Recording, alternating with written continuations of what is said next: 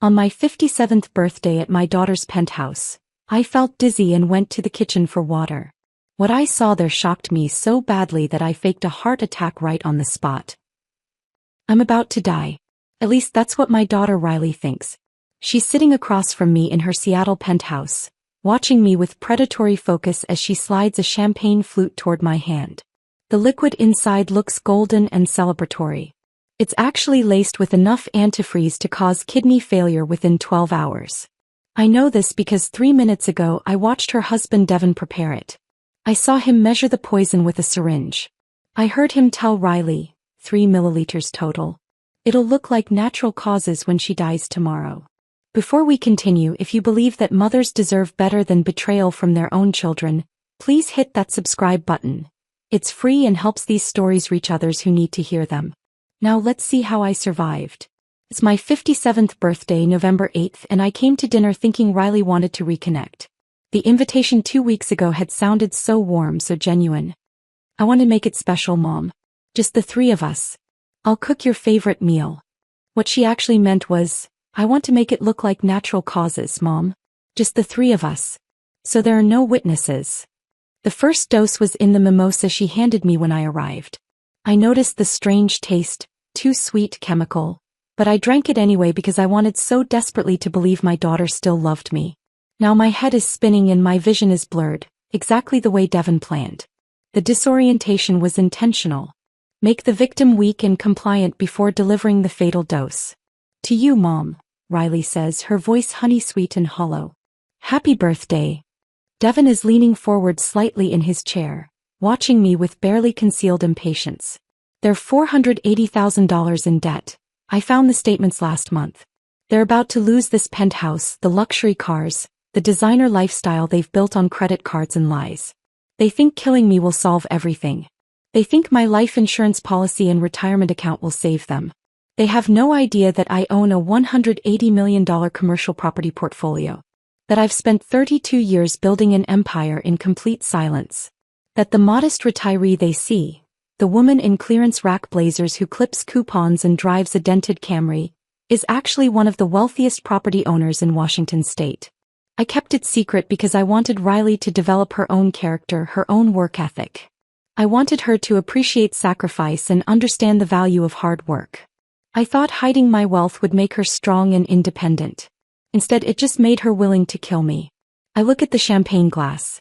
I look at my daughter's face, tight with anticipation.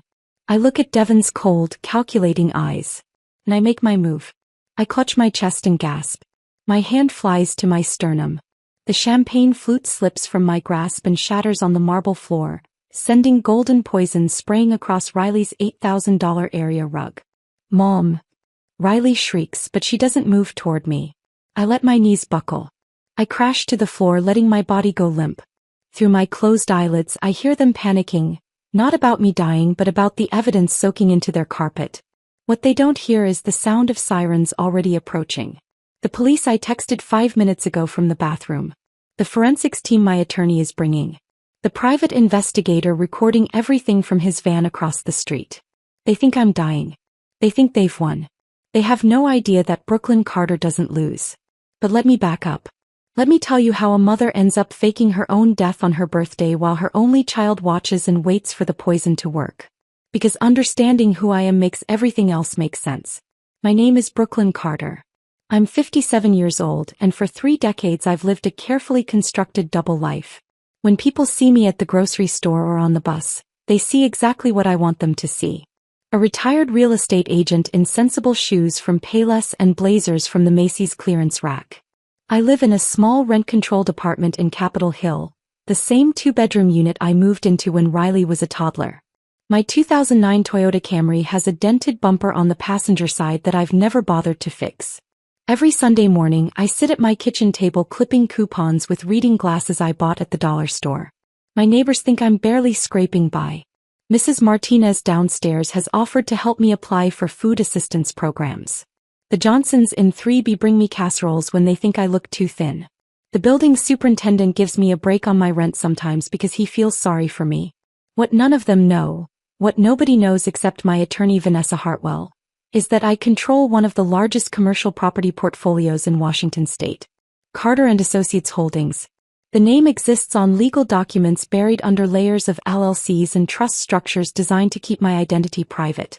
17 office buildings scattered across Seattle, Tacoma, and Spokane. 6 shopping centers, including 2 in neighborhoods that have tripled in value over the past decade.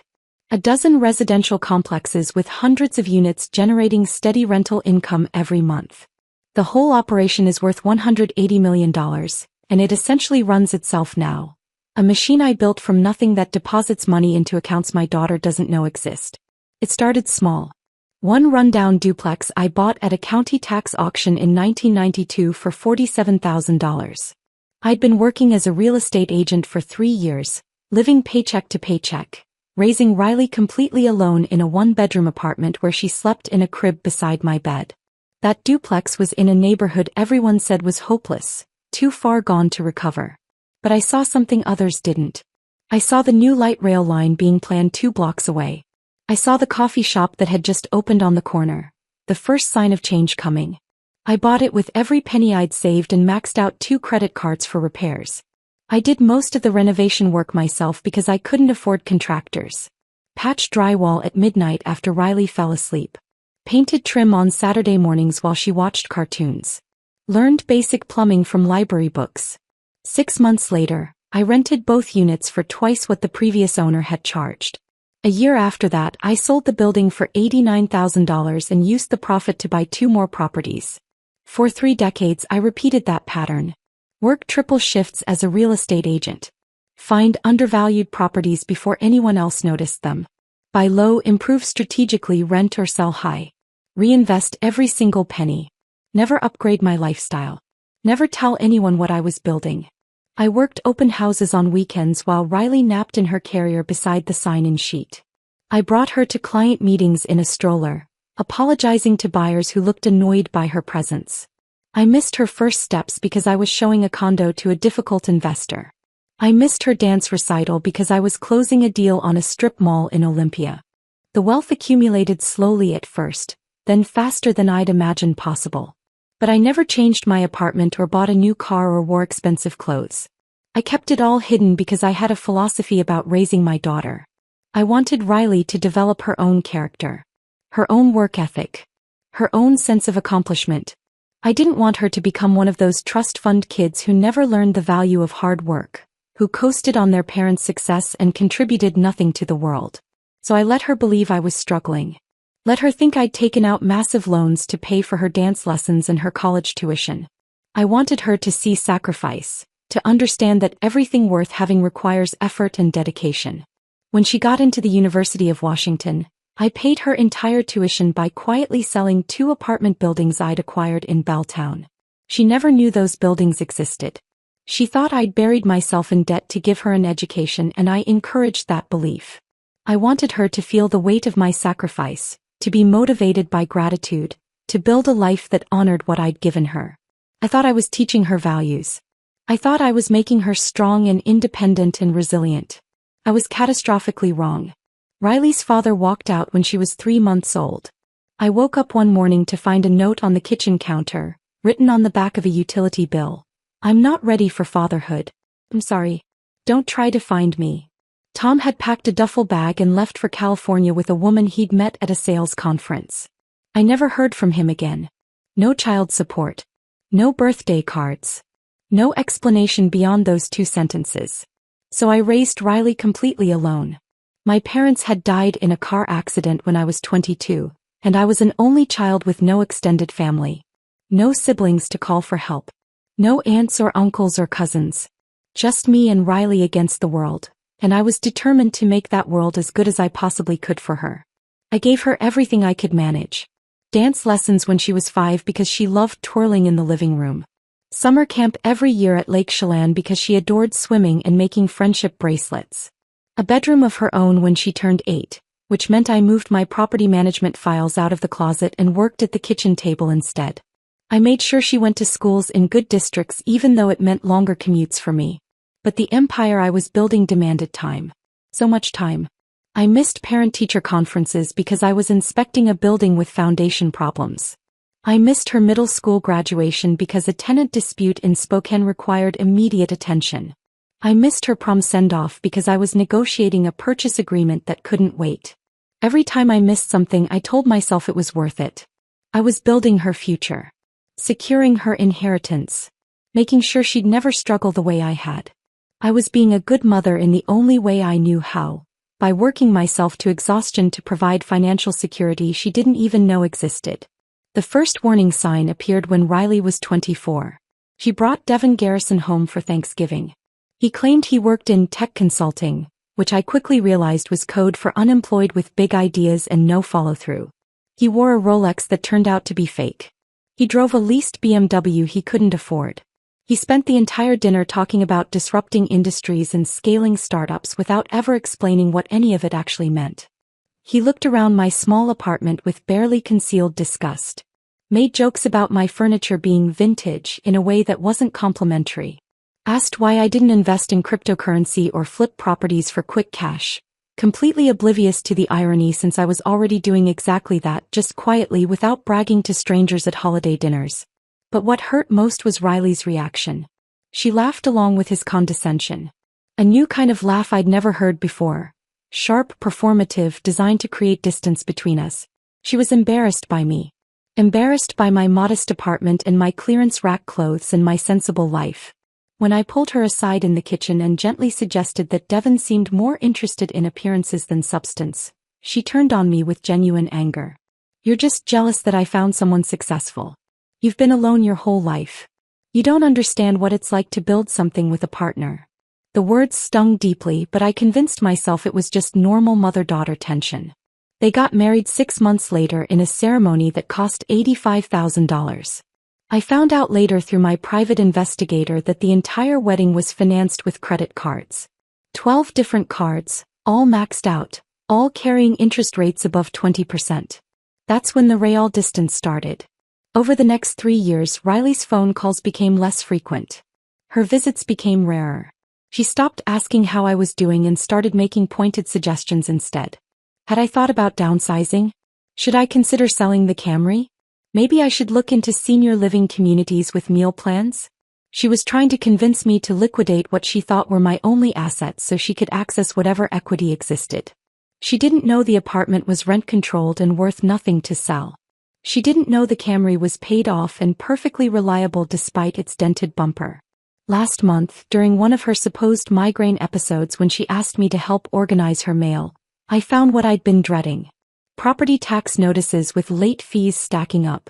Collection letters from 3 different agencies. Credit card statements showing $480,000 in combined debt across 9 cards and 3 personal loans. They were drowning in their own financial decisions and they were desperate. I didn't confront her. I quietly photographed everything with my phone and asked Marcus Webb, my private investigator, to intensify his monitoring of their finances. I needed to understand exactly how bad things had gotten. Then 2 weeks ago, Riley called with that warm, syrupy voice I didn't recognize. She invited me to dinner for my birthday. Just the 3 of us at her penthouse. She'd cook my favorite meal. We'd celebrate properly. She wanted to reconnect after being distant.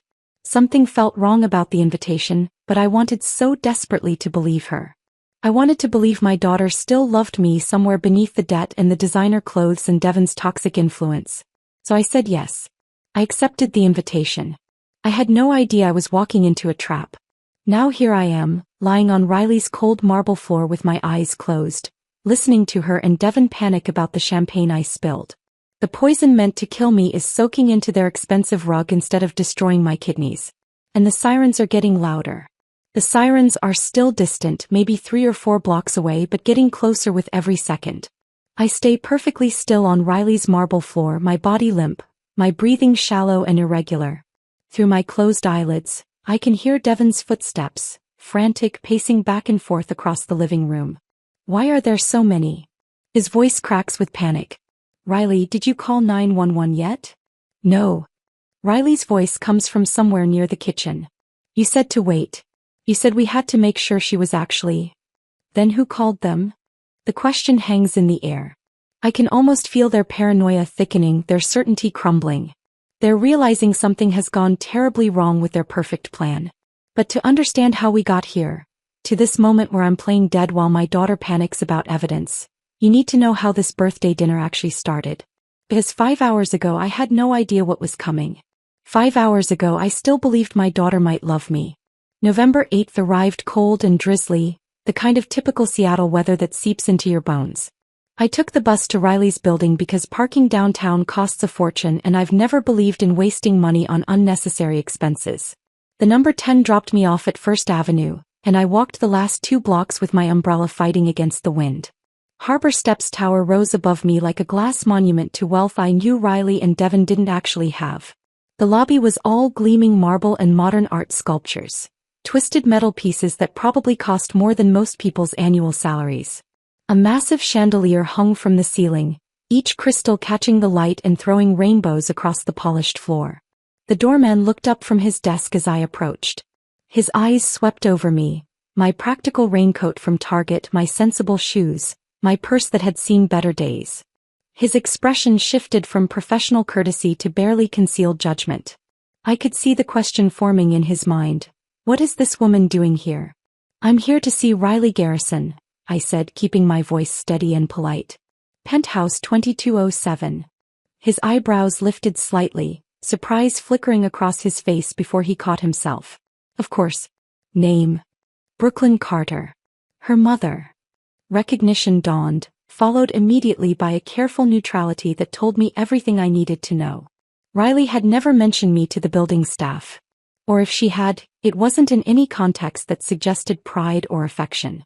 Elevators to your left, he said, waving vaguely without looking up again. The ride to the 22nd floor felt endless. The elevator was lined with mirrors on 3 sides, and I caught my reflection from multiple angles. A woman who looked every year of her 57, gray hair that needed touching up, lines around her eyes from decades of stress and sleepless nights. I straightened my collar and told myself it didn't matter what I looked like. This was my daughter. She'd invited me here. She wanted to reconnect. The elevator chimed and the doors slid open onto a small private hallway with only 2 doors. Riley was standing outside the left one, and for a moment, just a flash, I saw the little girl she used to be. The one who'd run to meet me at the door after work, throwing her arms around my legs and chattering about her day. Then the moment passed. The woman in front of me was a stranger wearing my daughter's face. Mom. She stepped forward, her arms opening for a hug. She was dressed in a silk blouse the color of champagne and designer jeans that still had those crisp creases down the front from being recently purchased. Her hair was styled in loose waves that probably cost $200 at a salon.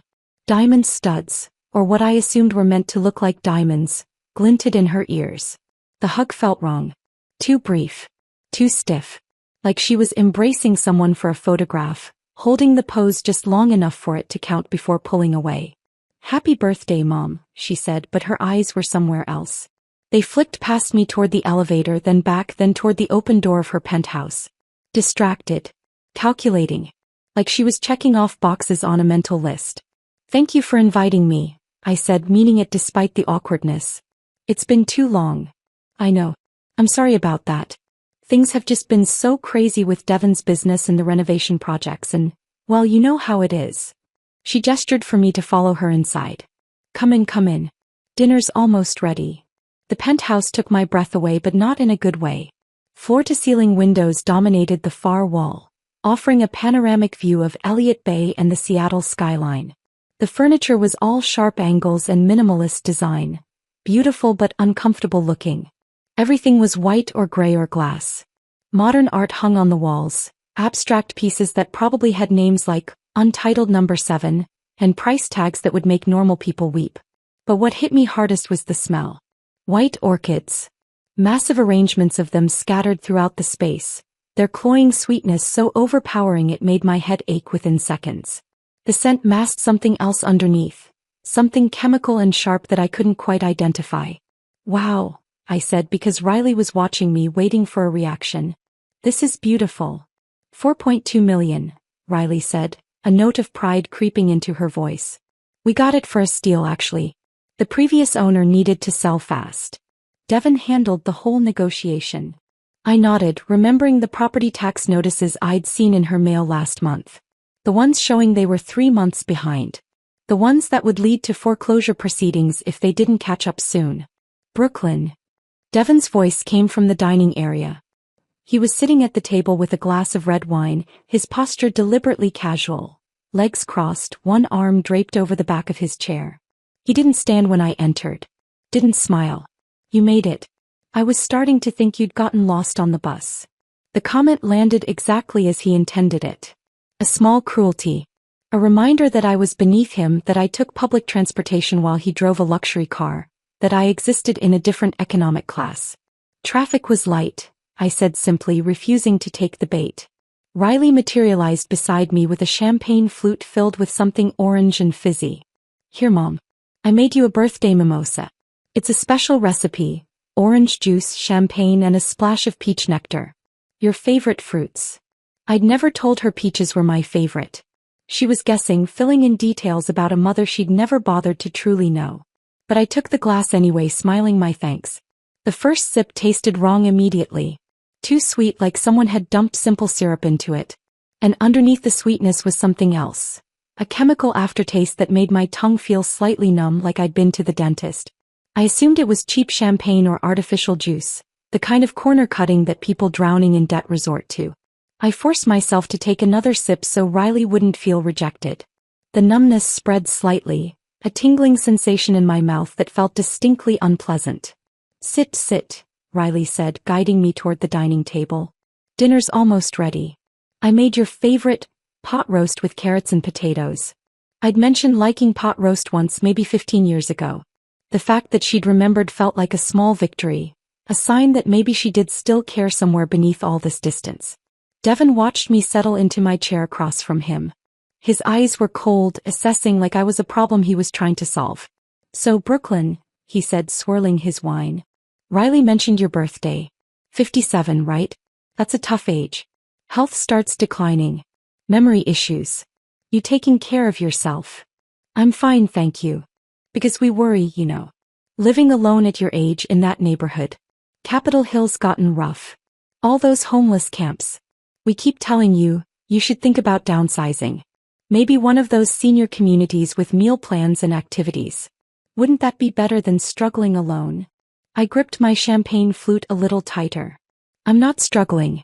And I like my apartment. But for how much longer? Devon leaned forward, his voice taking on a tone of false concern that made my skin crawl. Be realistic. You're not getting any younger. What happens when you can't manage stairs anymore? When you need help with basic tasks? Riley and I have been discussing it, and we think it's time to make some practical decisions about your future. Riley appeared from the kitchen carrying a platter. She set it down in the center of the table, pot roast that actually looked and smelled delicious, but she didn't meet my eyes. Devon, let's not talk about this now, she murmured. It's Mom's birthday. I'm just being practical, Devon said. Someone has to be. Brooklyn, no offense, but you've been living hand-to-mouth your entire life. You worked yourself to the bone raising Riley, and what do you have to show for it? A rent-controlled apartment and a car that should have been scrapped 5 years ago. Riley told me you clipped coupons, for God's sake. In 2024. My face burned with humiliation, but I kept my voice level. I live within my means. There's no shame in that. No, but there's no wisdom in it either. You're sitting on what, $400,000 in your 401k? Maybe more? That's just rotting in some low-yield account while your own daughter is trying to build something real. We've got this wellness startup. Meditation apps, corporate wellness programs, huge market potential, and we're looking for seed investors. You could triple your money in 18 months. Instead, you're hoarding it like some Depression-era miser while Riley loses everything. The words hit me like physical blows. Not because they hurt, I'd heard worse from business rivals over the years, but because Riley was sitting right there saying nothing. Not defending me. Not telling her husband to stop. Just serving pot roast onto plates with her head down and her shoulders tense. I appreciate the offer, I said carefully, but I'm not in a position to invest right now. Not in a position? Devon's voice rose slightly. You're literally sitting on hundreds of thousands of dollars. Your daughter is drowning in debt trying to maintain a lifestyle that shows she's successful, and you won't lift a finger to help her. What kind of mother does that? Devon. Riley's voice was quiet but sharp. That's enough. But it wasn't enough for Devon. He was just getting started and I could see the desperation behind his anger now. The panic of a man watching his constructed reality collapse. That's when the dizziness hit. Sudden. Disorienting. The room tilted sideways like I was on a ship in rough water. My vision blurred at the edges, everything going slightly soft and out of focus. My hands felt heavy and clumsy as I gripped the edge of the marble table, trying to steady myself. This wasn't my blood pressure medication needing adjustment. This wasn't stress or anxiety. This was something chemical, something wrong being introduced into my system. I just need some water, I managed to say, my voice coming out thinner than I intended. The kitchen, I'll just grab a glass. Devon's response was immediate and, in retrospect, completely revealing. His tone shifted from hostile to performatively concerned in a single breath. Sit down, Brooklyn. You look terrible. Riley will get it for you. You need to rest. But every instinct I'd developed over decades of navigating dangerous business deals was screaming at me to move. To get away. To find out what was happening. No, I said, pushing myself to my feet despite my unsteady legs. I need to walk it off. I'll be fine. I stumbled toward the hallway, one hand on the wall for support. My heart was pounding, not from exertion but from a fear I couldn't yet name. Behind me, I heard Riley and Devon's voices drop to urgent whispers. Too quiet to make out the words but sharp with tension. The hallway stretched before me longer than it should have been. And that's when I noticed what I'd been too distracted to see when I arrived. The walls were covered with photographs. Enormous black and white prints in expensive frames. Riley and Devon at what looked like a charity gala, both in formal wear, champagne glasses raised. Riley and Devon on a yacht, the Mediterranean coastline behind them. Riley and Devon in ski gear at some resort. Mountain peaks in the background. Every single image showed wealth and status they didn't actually possess. Every frame told a story of success built entirely on borrowed money and lies. But what broke my heart was the absence. Not a single photograph included me. Not one image from Riley's childhood. Not the picture from her college graduation where I stood beside her in my thrift store suit, so proud I could barely speak. That photo used to sit on her bookshelf in her first apartment. She kept it for years. Now it was gone. Erased. Like I'd never existed. Like the sacrifices I'd made, the life I'd built for her, meant nothing compared to these carefully staged images of a fake life. My legs carried me forward, but my heart was breaking with each step. The dizziness was getting worse, my vision narrowing at the edges. I reached out to steady myself against the wall and my hand left a smudge on the pristine white paint. That's when I heard the voices coming from the kitchen. Hushed but urgent. Conspiratorial. I pressed my back against the wall and peered through the narrow gap where the door stood slightly ajar. And everything I thought I knew about my daughter shattered in an instant. And everything I thought I knew about my daughter shattered in an instant. Through the 3-inch gap in the kitchen door, I could see Devon standing at the center island. The recessed lighting cast sharp shadows across his face, making him look like something from a nightmare. In front of him sat my champagne flute. The one I'd left on the coffee table in the living room when I'd excused myself. But it wasn't alone anymore. Beside it sat a small amber vial. No label. No prescription information. Just dark glass catching the light. Next to that was a graduated syringe, the kind with precise measurement markings etched along the side. The kind you'd use in a laboratory. Or the kind you'd use if you needed to get a dosage exactly right. My breath caught in my throat, creating a small sound I immediately regretted. I pressed myself flatter against the hallway wall, praying they hadn't heard. Devon was holding the vial up to the light, examining it with the clinical detachment of someone conducting a science experiment. Not the nervous energy of someone about to commit murder. Just cold, calculated focus. Riley stood by the farmhouse sink on the far side of the kitchen. Her back was to me, but I could see her hands gripping the granite countertop, her knuckles bone white from the pressure. That Cartier bracelet Devon had given her for their second anniversary, the one that had probably added another $15,000 to their debt, caught the light and sparkled with obscene cheerfulness. How much did you already give her? Riley's voice was barely above a whisper, but the kitchen's marble surfaces and steel appliances created perfect acoustics. Every word carried to where I stood frozen in the hallway. My mind was screaming at me. Run. Call the police. Do something. But my body wouldn't respond. I was paralyzed by the absolute impossibility of what I was witnessing. This couldn't be real. This couldn't be my daughter discussing. "zero point 5 milliliters in the mimosa," Devon said, and his tone was so matter-of-fact it made my stomach turn. Like he was explaining a cooking measurement. Like this was a recipe he'd followed before. Just enough to make her disoriented and compliant. "The antifreeze is sweet. Masks itself in orange juice perfectly." She didn't even hesitate when she drank it. Antifreeze. The word echoed in my skull. The chemical taste I'd noticed. The strange numbness in my mouth. The dizziness that had come on so suddenly. They'd already poisoned me. "Now we finish it with the champagne," Devon continued, unscrewing the vial cap with steady hands. 3 milliliters total. That's the key, not too much that it's obvious but enough to guarantee results. CDC toxicology reports are very specific about ethylene glycol. For someone her size with her blood pressure issues, 3 milliliters will cause acute kidney failure within 8 to 12 hours. Looks exactly like natural causes. He began drawing liquid from the vial into the syringe, pulling the plunger back with practiced precision. The clear fluid filled the chamber slowly, measured and deliberate. Riley's shoulders were shaking. For a moment I thought maybe she was crying.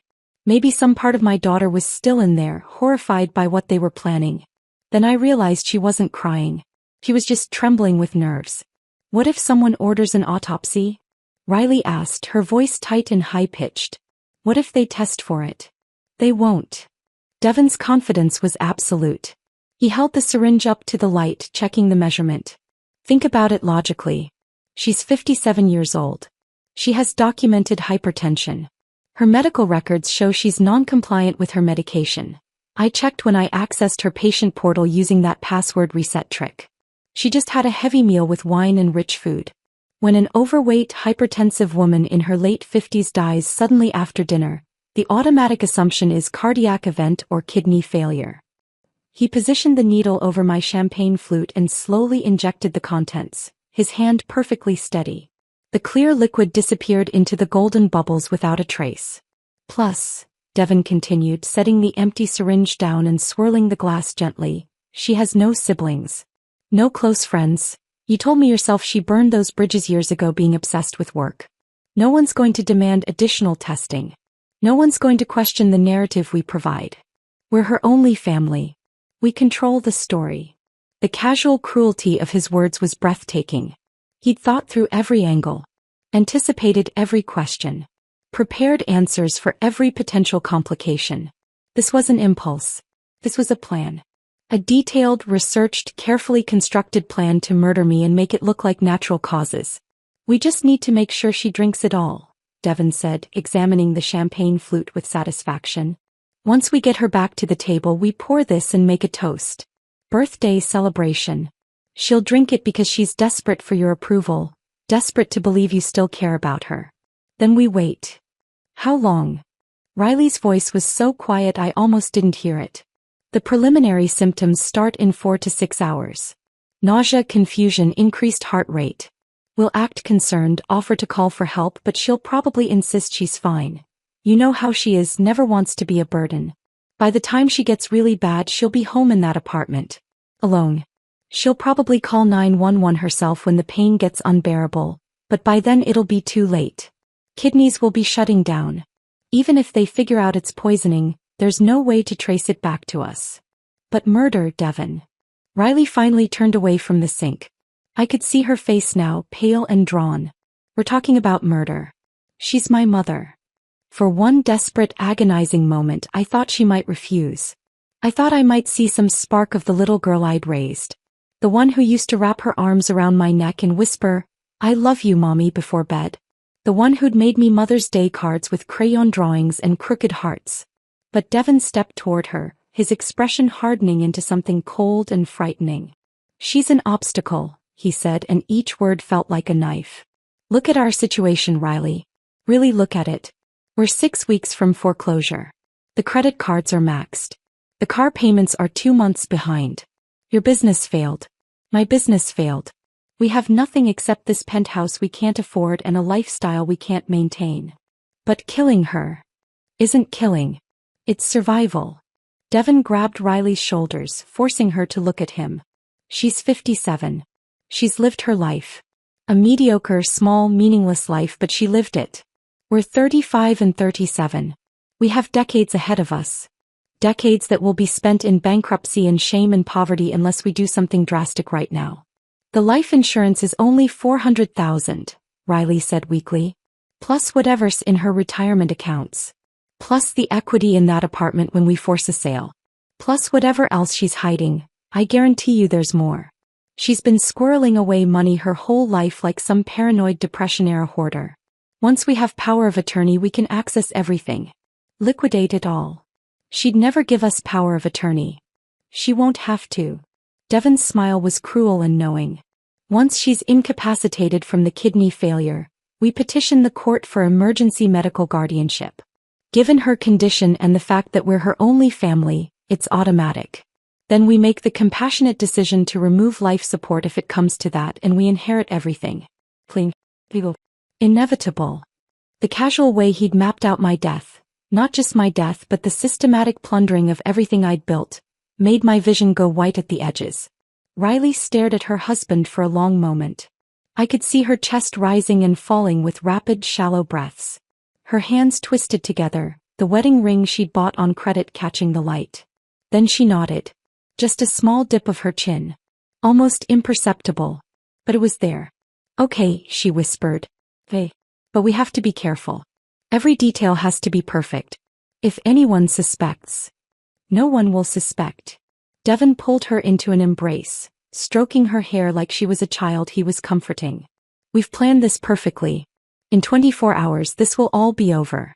Your mother will be gone, our debts will be paid, and we'll finally have the life we deserve. The life we deserve, Riley repeated, and the hollow way she said it made me want to scream. I backed away from the door with legs that barely supported my weight. My back hit the wall across the hallway and I had to bite down on my fist to keep from making a sound. My own daughter. The child I'd carried for 9 months. The baby I'd nursed in the middle of the night. The little girl I'd rocked through nightmares and held through tears and sacrificed everything to protect. She just agreed to murder me. Not for some fortune she knew existed. But for what she thought was a modest insurance policy and maybe $50,000 in retirement savings. She was willing to kill me for money that wouldn't even cover half their debt. The dizziness from the poison mimosa was getting worse. My vision swam at the edges, and I could feel my heart racing in an irregular, frightening rhythm. The antifreeze was working exactly as Devon had planned, making me weak, making me disoriented, making me vulnerable for the finishing dose. But something else was happening too. Something Devon couldn't have predicted. The fear and betrayal I felt was crystallizing into something harder. Something cold and sharp and absolutely focused. They'd underestimated me. Assumed I was weak. Assumed I was helpless. Assumed I'd built nothing worth protecting. They had no idea who Brooklyn Carter really was. They didn't know about the $180 million portfolio. They didn't know about the legal protections I'd put in place. They didn't know about the team of professionals I'd assembled. The attorney, the private investigator, the detective who owed me favors. Most importantly, they didn't know that I'd been documenting their financial collapse for months. That I'd suspected something was coming. That I'd prepared for exactly this kind of worst-case scenario. I pushed myself away from the wall and stumbled down the hallway toward the powder room I'd noticed near the entrance. My hands shook as I turned the knob and slipped inside, locking the door behind me with a quiet click that sounded impossibly loud in the silence. The bathroom was small but expensive. Marble countertops, designer fixtures, scented candles that probably cost $40 each. I gripped the edge of the sink and stared at my reflection in the mirror. My face was pale, almost gray. My pupils were slightly dilated. Small signs of the poison already working through my system. But my eyes were clear, focused, filled with a rage so pure it felt like electricity in my veins. I pulled my phone from my purse with trembling hands and opened my encrypted messaging app. 3 messages. 3 people who would understand exactly what to do. The first went to Lieutenant Grace Nakamura, Seattle PD. We'd worked together 2 years ago on a tenant fraud case. She owed me, and she was someone who didn't ask unnecessary questions. Code red. Attempted homicide in progress. 57 years old female. Suspects, family members. Poisoning via antifreeze in beverage. Address. Penthouse 2207 Harbor Steps Tower, 1221 First Avenue. Covert response required. Evidence in kitchen. Champagne flute contains ethylene glycol. Do not announce arrival. The second went to Vanessa Hartwell, my attorney and the only person who knew about Carter and Associates Holdings. Execute safeguard protocol immediately. Attempted murder confirmed. Activate forensic accountants and bring emergency medical team to Harborview Medical Center. I'm going under. Document everything. The third went to Marcus Webb, my private investigator. Omega situation. Get to Harbor Steps Tower now. Bring audio-video surveillance equipment.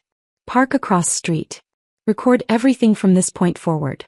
Suspects: Riley Garrison and Devin Garrison. Crime: attempted murder by poisoning.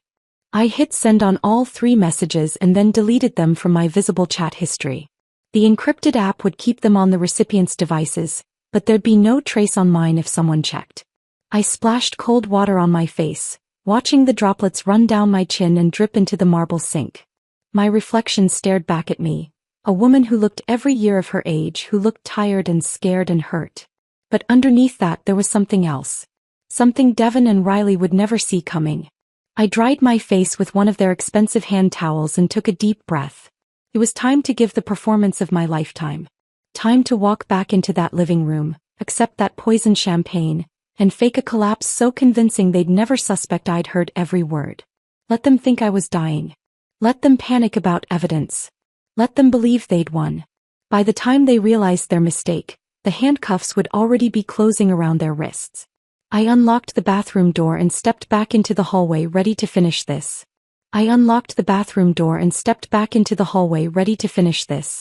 My legs felt unsteady, partly from the poison already working through my system, partly from adrenaline coursing through my veins like liquid electricity.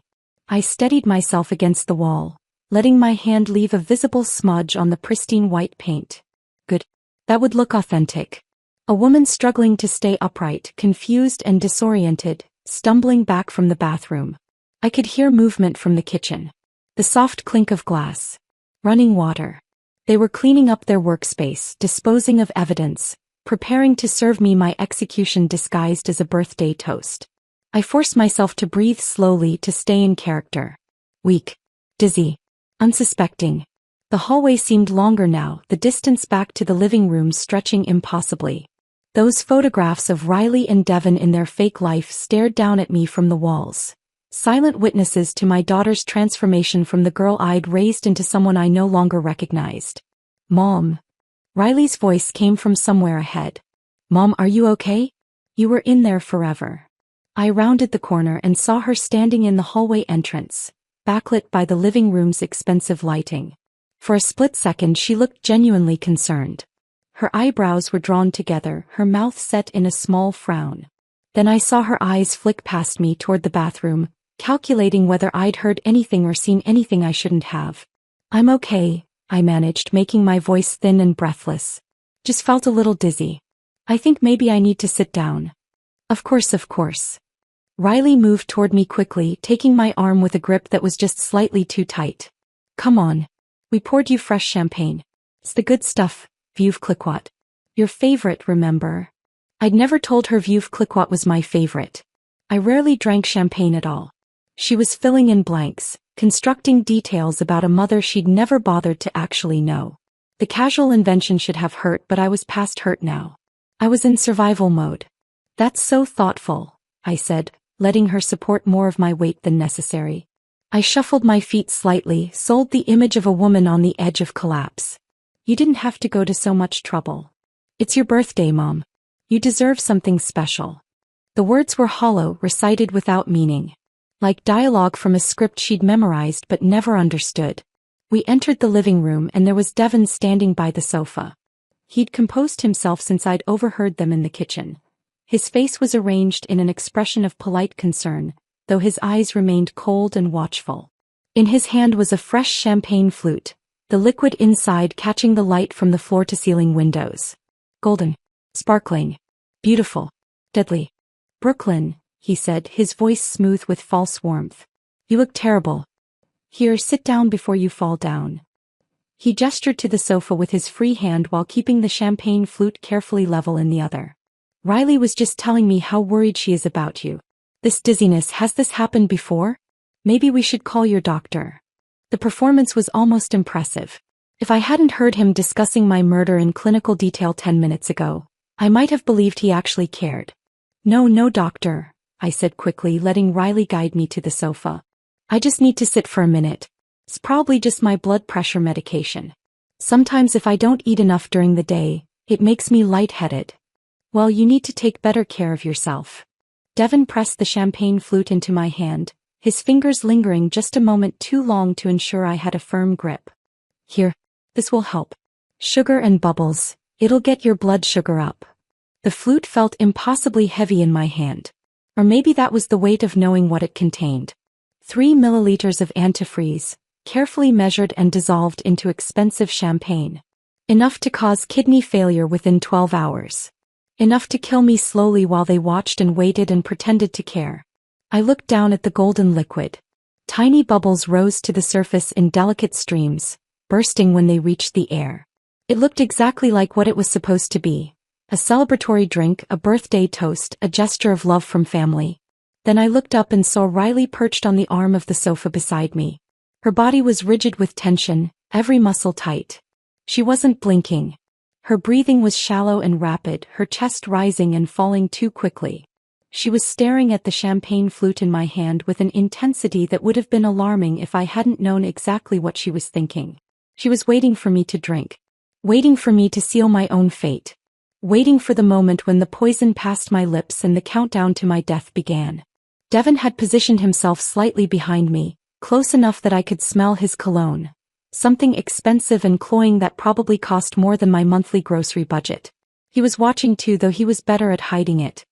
His expression remained concerned and attentive, but I could feel his focus laser-locked on my hands, on the glass, on whether I was going to drink. To you, Mom, Riley said suddenly, her voice pitched too high, too bright. Happy 57th birthday. I know we haven't been as close lately as we should be, but I want you to know how much I appreciate everything you've done for me. Everything you've sacrificed. You're an amazing mother. The lies came so easily to her. The words were exactly what I'd longed to hear for years, but they meant nothing. Less than nothing. They were just bait, manipulation designed to make me emotional enough to drink without thinking. I raised the glass toward my lips. My hand was shaking. That part wasn't performance, that was genuine fear mixing with rage, but it worked in my favor. I looked fragile. Vulnerable. Exactly what they wanted to see. The rim of the glass touched my mouth. I tilted it just slightly, letting the smallest amount of liquid touch my tongue. Sweet, with that distinctive chemical burn underneath that I now recognized as antifreeze. The taste was masked well by the champagne and what tasted like added sugar syrup, but it was there. Undeniable proof of what they'd done. I let my eyes widen slightly as if registering that something was wrong. Let my breath catch. Then I clutched my chest with my free hand. The gasp that tore from my throat was half performance, half genuine horror at what my own child had become. My fingers dug into the fabric of my blouse, gripping hard enough that my knuckles went white. The champagne flute slipped from my other hand. I didn't throw it, I just let it fall, let gravity take over. It hit Riley's pristine white area rug and shattered.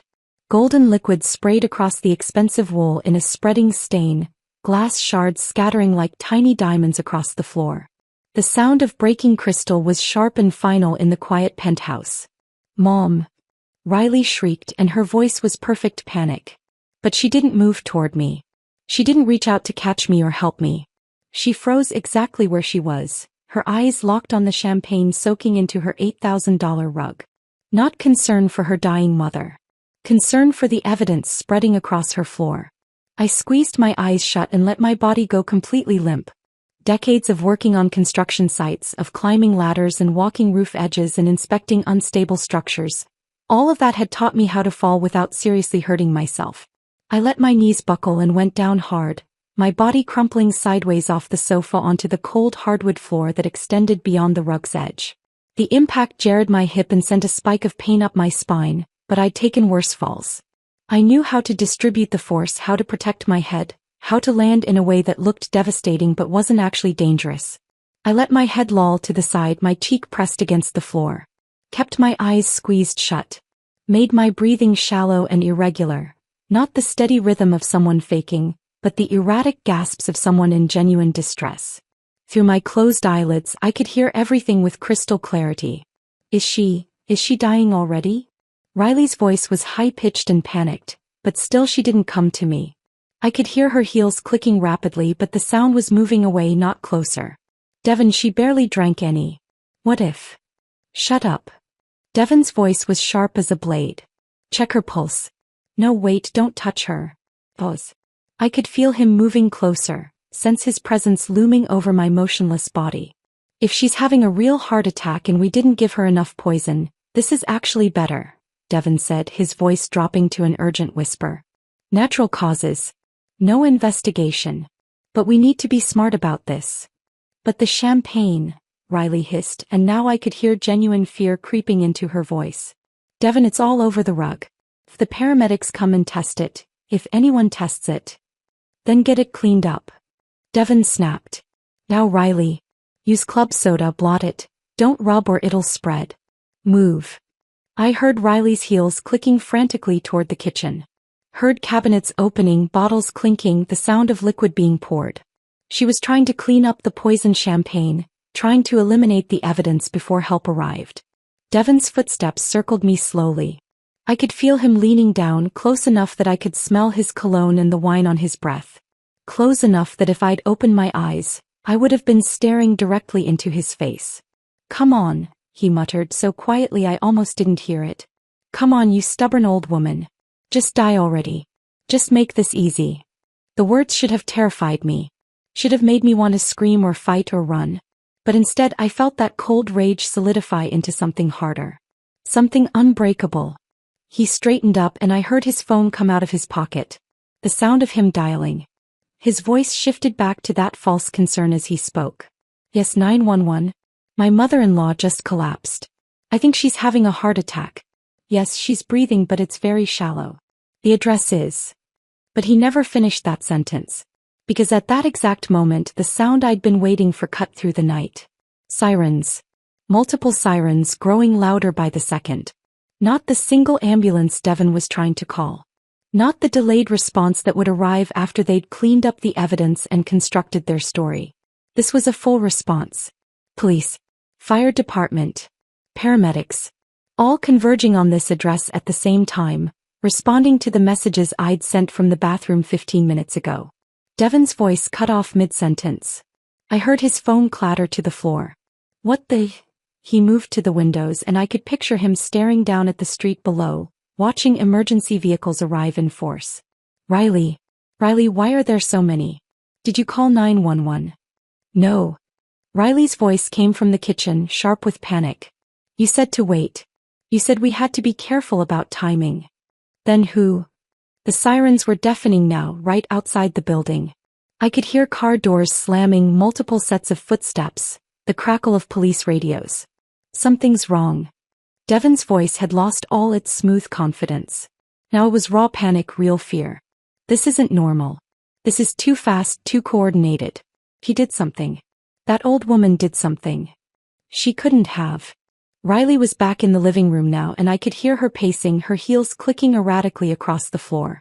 She was dizzy, she was confused, she barely made it back from the bathroom. Then explain this. Devon shouted and I heard something hit the wall. Explain why there are 5 police cars and 2 ambulances outside right now. The penthouse door exploded inward. Not literally, but the force of the entry made it sound that way. Heavy boots pounded across the marble entryway. Multiple voices shouted commands in that specific authoritative tone that meant law enforcement. Seattle PD. Hands where we can see them. Step away from the victim.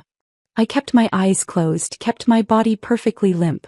Professional hands were on me within seconds, checking my pulse, my breathing, my responsiveness. I felt someone lift my eyelids gently, saw blurred shapes through my lashes. Ma'am, can you hear me? I'm Officer Martinez with Seattle Fire. You're safe now. We've got you. But the voice that mattered came half a second later, so quiet that only I could hear it. A woman's voice, low and close to my ear. Mrs. Carter, it's Vanessa. The recording devices are active. Forensics has the champagne sample and the vial from the kitchen. Marcus has video from outside. You're clear. You can stop now. Relief flooded through me so powerfully I almost broke character. But I held on just a moment longer, letting my eyelids flutter open just slightly. Through my lashes I saw organized chaos. Uniformed officers. Paramedics with equipment. Plainclothes detectives with badges clipped to their belts. And beyond them, pressed against the far wall like trapped animals, I saw Riley and Devon. Their faces were drained of color. Their expensive clothes suddenly looked like costumes. All their borrowed wealth, their carefully constructed facade meant nothing now. We didn't do anything. Riley was screaming, her voice shrill and desperate. She just collapsed. We were about to call 911. This is insane. Her performance was good. Almost believable. The terrified daughter watching her mother have a medical emergency. But I knew better. I knew the calculation behind those tears.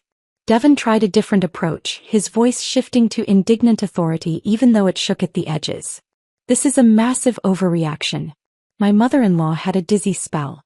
You're traumatizing her with all this chaos. I want badge numbers. I'm calling my lawyer. But then Lieutenant Grace Nakamura stepped into my field of vision. Her badge was clipped to her belt, her expression carved from granite and absolute certainty. Riley Garrison, Devon Garrison, she said, her voice cutting through all their protests like a knife. You're both under arrest for attempted murder.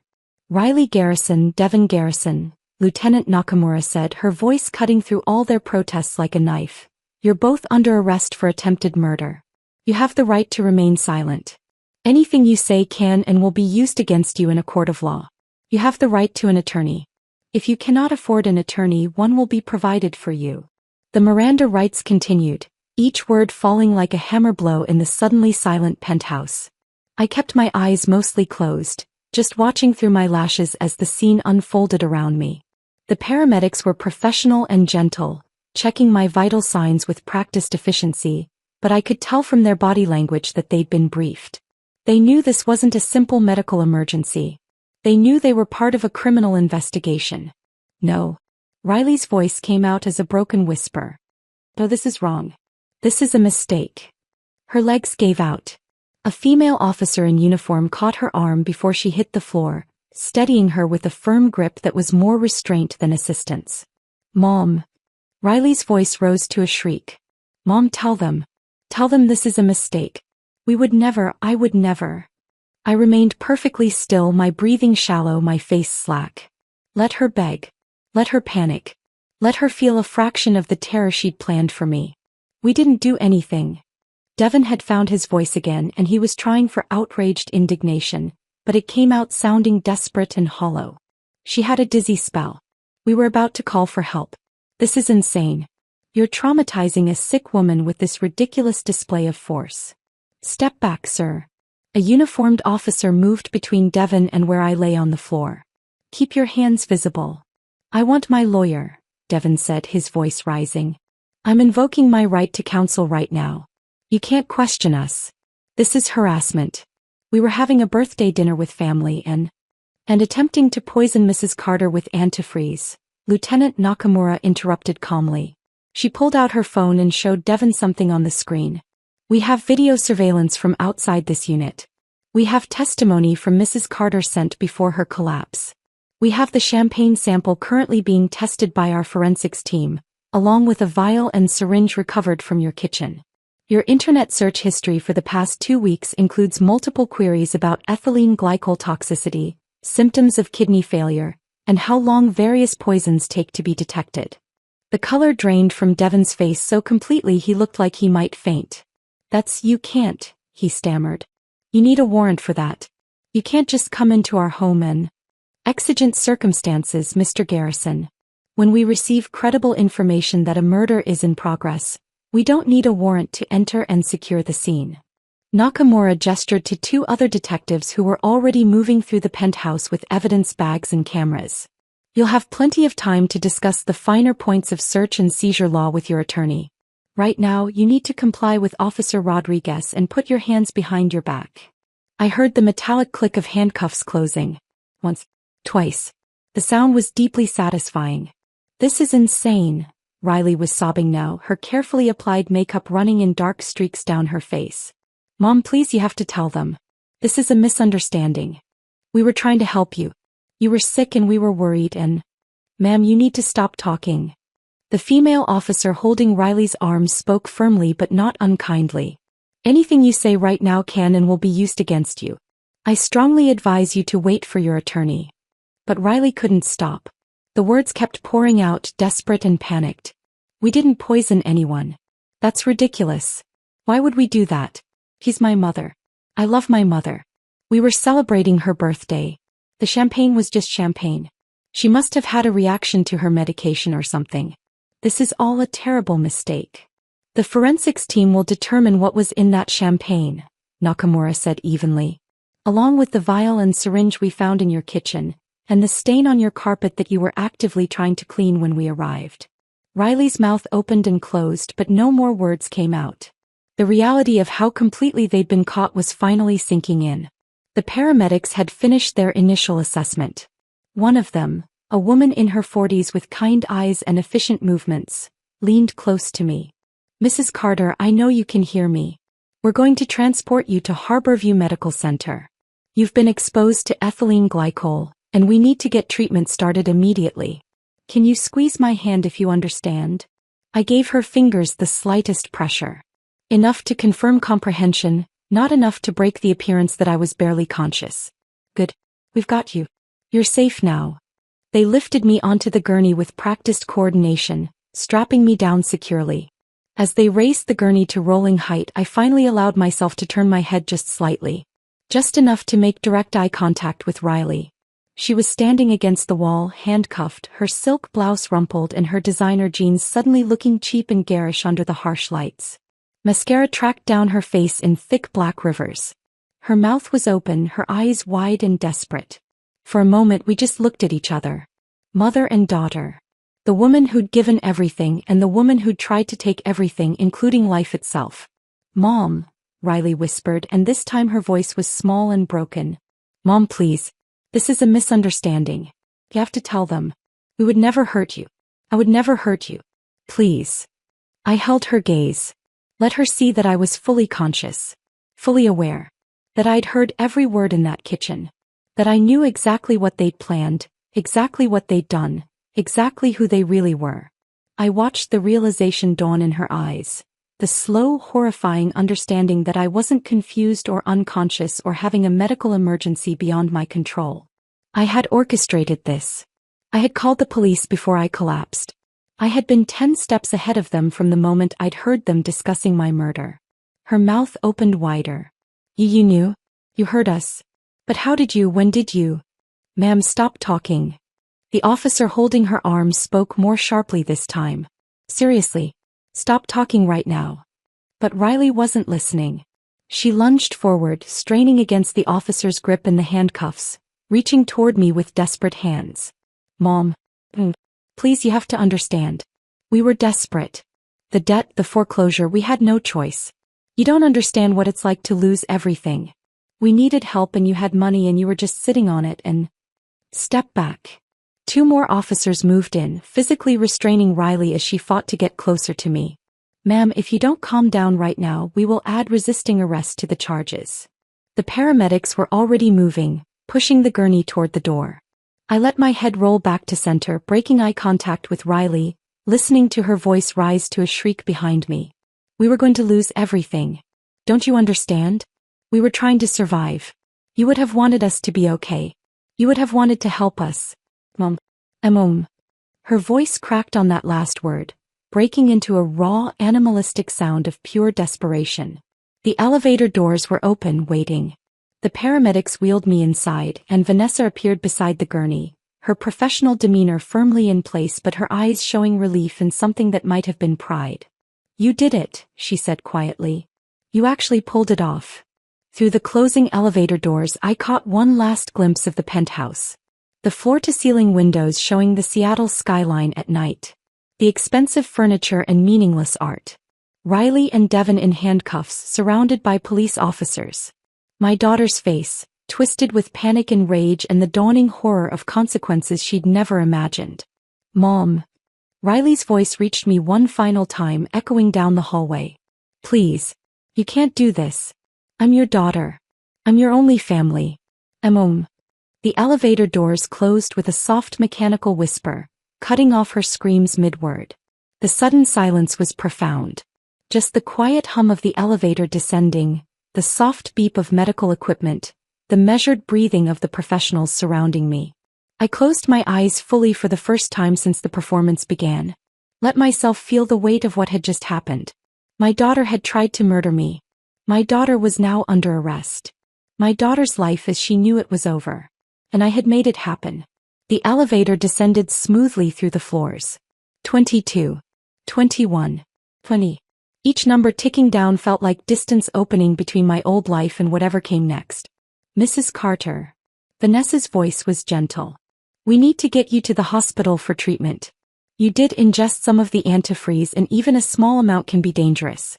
But the doctors are standing by. They know you're coming. You're going to be fine.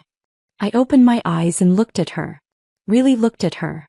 Vanessa Hartwell, the attorney who'd helped me build Carter and Associates in secret, who'd structured the trusts and the LLCs and the protections that kept my wealth hidden. Who drafted the safeguard protocol 3 months ago when I'd first started suspecting Riley's desperation might lead somewhere dark. The evidence?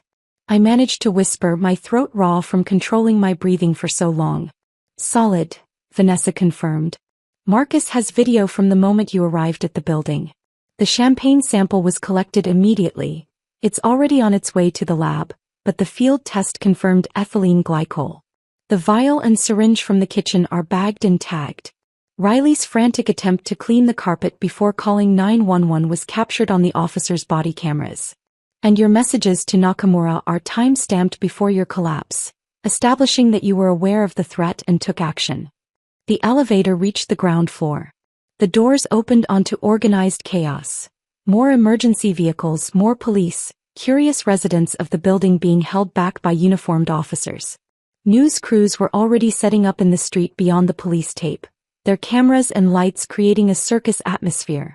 As the paramedics wheeled me out through the lobby, I saw the doorman who'd looked at me with such dismissiveness earlier. His eyes were wide with shock as he watched the woman he'd thought was too poor to belong here being wheeled out on a gurney, surrounded by police and paramedics, at the center of what was clearly a major criminal investigation. The November night air hit my face as we emerged onto the street. Cold and damp and somehow cleansing. The rain had stopped, leaving the pavement slick and reflective under the emergency lights. They loaded me into the ambulance with efficient care. Vanessa climbed in beside me and Lieutenant Nakamura appeared at the back doors before they closed. Mrs. Carter, she said, and there was genuine respect in her voice. That was either the bravest or the craziest thing I've seen in 15 years of law enforcement. Probably both. I managed a weak smile. Did we get everything we need? Everything and then some. They're going to go away for a long time. She paused. I'm sorry it came to this. Me too. The ambulance doors closed. The siren wailed to life. We pulled away from Harbor Steps Tower, leaving behind the daughter I'd raised and the life I'd built for her and the birthday dinner that had become a crime scene. I was alive. I was safe. I had survived my daughter's attempt to murder me. But as the ambulance sped through the dark Seattle streets toward the hospital, I couldn't shake the echo of Riley's final scream. The word haunted me even as the adrenaline began to fade and the reality of my survival set in. I'd won. I'd saved my own life and brought my daughter to justice. So why did victory feel so much like grief? The question followed me through the emergency room intake, through the blood draws and 4 insertions, through the battery of tests they ran to determine how much antifreeze had actually entered my system. It sat beside me like a ghost as they moved me from the ER to a private room on the 4th floor, away from the public areas where reporters were already starting to gather. The private room at Harborview Medical Center was quiet in a way that felt almost holy after the chaos of the arrest. The walls were pale blue, the lighting soft and indirect. Medical equipment beeped and hummed with steady reassurance. Proof that I was alive, that my heart was beating, that my kidneys were still functioning despite Riley's best efforts to destroy them. I lay in the hospital bed, no longer performing, no longer pretending. Just Brooklyn Carter, 57 years old, trying to process the fact that my only child had attempted to murder me for money she didn't know existed. The 4 in my left arm delivered fomepizole, the antidote to ethylene glycol poisoning. The doctor, a tired-looking woman in her 40s, had explained that I'd gotten lucky. The amount I'd actually ingested from that single sip of champagne was minimal, not enough to cause serious damage if treated promptly. The mimosa's dose had been designed to disorient, not kill. If I'd drunk the full champagne flute as planned, the outcome would have been very different. "You'll need to stay overnight for observation," she'd said, checking my chart. "But barring any complications, you should be able to go home tomorrow. You're a very fortunate woman, Mrs. Carter." Fortunate. The word felt obscene given the circumstances. Vanessa sat in the chair beside my bed, her laptop open, her expression focused and professional despite the late hour. She'd been with me since the ambulance ride, handling phone calls and coordinating with the police and managing the sudden explosion of legal issues that came with exposing my wealth and having my daughter arrested for attempted murder. "Marcus is still on site," she said, turning the laptop so I could see the screen. The display showed multiple camera feeds from his surveillance van, still parked across from Harbor Steps Tower. I could see police vehicles, evidence technicians going in and out of the building, and a growing crowd of onlookers and media personnel being held back by yellow tape. "The police are still processing the scene," Vanessa continued. "They've been there for 3 hours now. Forensics collected the champagne residue from the carpet. They literally cut out a section of the rug to preserve it. The vial from the kitchen counter. The syringe Devon threw in the trash under some paper towels. And they found 2 additional bottles in the bar area that field tests suggest may also have been tampered with." I felt my stomach turn. 2 additional bottles? "We think those were backups. In case you didn't drink enough of the champagne, or if you got suspicious and refused it. They wanted multiple delivery methods ready." Vanessa's voice was clinical, detached, but I could see anger simmering beneath her professional composure. "They'd planned this very thoroughly, Brooklyn. This wasn't impulsive. This was calculated." She pulled up another screen showing what looked like official documents. "The DA's office has already been in touch. Catherine Reeves, she's the senior prosecutor handling major crimes. She says this is the most airtight attempted murder case she's seen in a decade. We have your time-stamped messages establishing you knew about the threat before you collapsed. We have video surveillance of Devon preparing the poison. We have audio from the kitchen conversation. We have physical evidence with clear chain of custody. And we have their own panicked behavior when the police arrived. Riley trying to clean up the evidence, Devon's incriminating statements." "What did he say?" I asked. "When the first officers arrived and started asking questions, Devon said, and I quote, 'She was fine until she drank the champagne.' He literally placed her at the scene of poisoning in his very first statement." Vanessa allowed herself a small, grim smile. "His lawyer is going to have nightmares about that." I stared at the surveillance feeds showing my daughter's building. Somewhere in that tower, in that expensive penthouse she couldn't afford, crime scene technicians were photographing and documenting the place where Riley had planned my death. Collecting evidence that would be used to prosecute her. Building the case that would send her to prison. My daughter. In prison. The thought should have brought satisfaction. Justice. Vindication. Instead it just felt hollow. What about the trust? I heard myself ask, though I already knew the answer. We drafted the documents 3 months ago, right after I'd found those credit card statements in Riley's mail and realized how desperate her situation had become. Executed exactly as planned, Vanessa confirmed. She pulled up the relevant documents on her screen, pages of legal text that I'd spent weeks perfecting with her. The irrevocable trust stipulates that upon your death or incapacitation under suspicious circumstances, 100% of your assets transfer to the Carter Foundation for Women's Entrepreneurship. Riley is excluded entirely. There's no mechanism for her to contest it, no loophole for her to exploit. The foundation was established 6 weeks ago and is already operational with its own board of directors. Devon never had any claim to begin with, I said. Correct. He married Riley, not you. He has no legal standing regarding your estate whatsoever. Vanessa closed that window and opened another. I've also activated the secondary provisions we discussed. All the quiet financial support you've been providing, the property tax payments on their penthouse, the minimum payments on 3 of their credit cards, Those anonymous deposits you made to their checking account every month to keep them afloat.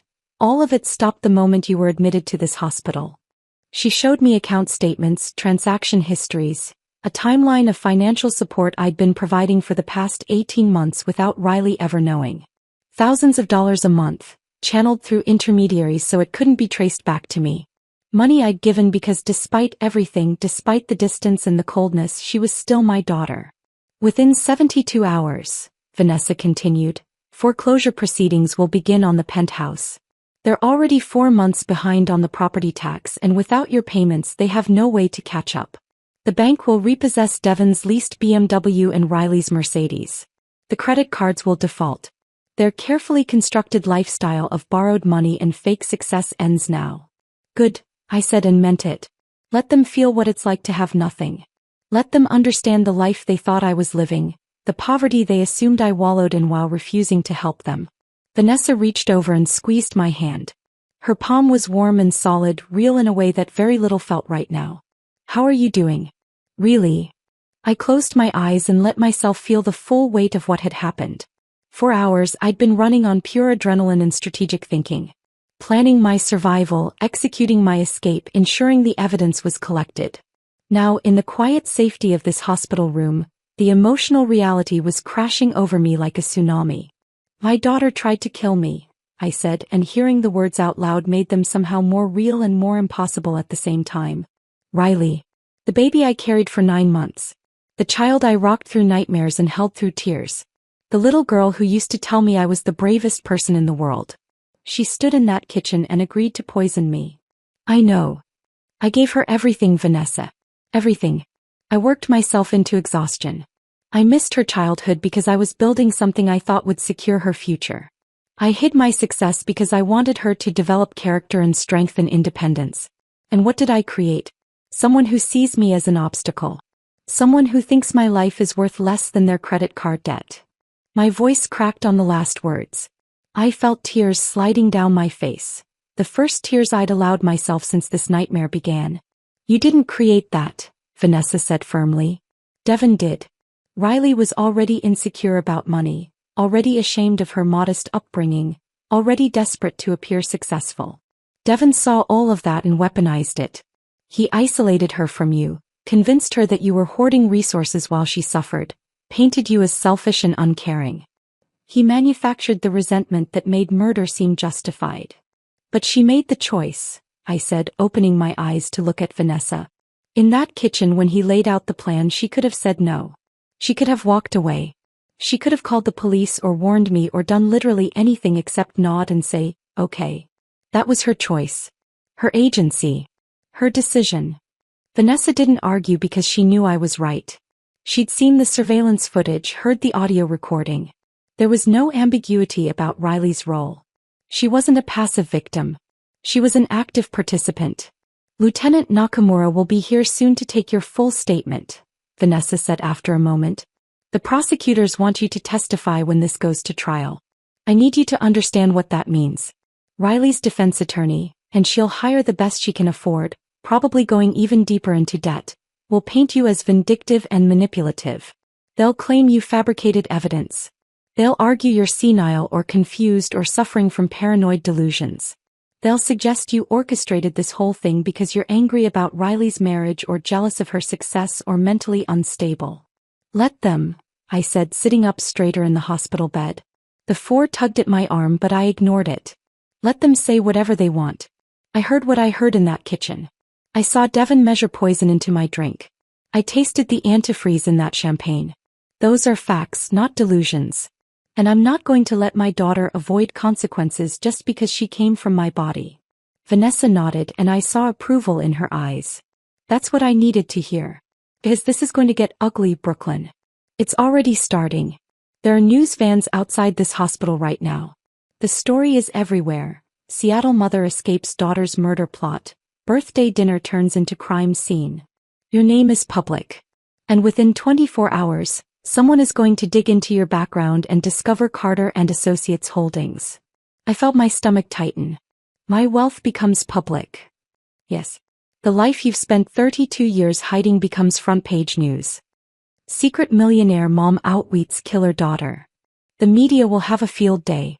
Every decision you've ever made will be scrutinized and judged by strangers. People will question why you hid your money. They'll call you manipulative for not helping Riley financially. They'll debate whether you somehow drove her to this. I looked at my reflection in the darkened window. The woman staring back looked older than 57. Tired. Hurt. But not broken. There was something new in her eyes. Something harder than before but also strangely clear. Let them talk, I said quietly. I've spent 3 decades hiding my success because I thought it would protect Riley's character. I thought if she didn't know about the money, she'd develop her own work ethic and values and sense of self-worth. Look how that turned out. She developed resentment instead. She learned to see me as worthless. Maybe it's time the world knows exactly who Brooklyn Carter is.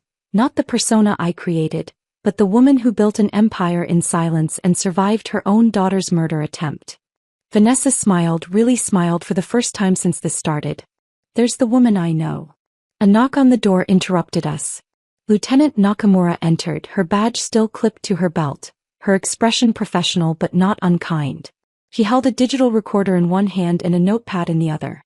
Mrs. Carter, she said. How are you feeling? Alive, I said simply. Good. I'm glad. She pulled up a chair and set the recorder on the table beside my bed. I need to take your statement. This is going to take a while and some of it will be difficult. But I need you to walk me through everything, from the moment you arrived at the penthouse until the moment we made the arrest. Every detail matters.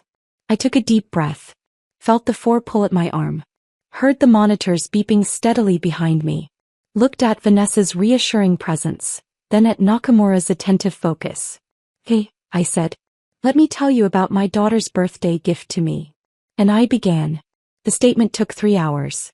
Lieutenant Nakamura asked questions in methodical detail, walking me through every moment from the bus ride to Riley's building through the arrest and ambulance transport. She made me describe the taste of the mimosa, the sensation of the dizziness, the exact words I'd heard through the kitchen door. She asked about my relationship with Riley, about Devon, about the financial support I'd been secretly providing. I answered every question honestly, my voice steady even when the memories threatened to overwhelm me. Vanessa sat quietly throughout, occasionally making notes but mostly just being present.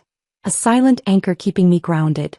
When it was finally over, when the recorder clicked off and Nakamura closed her notepad, I felt hollowed out.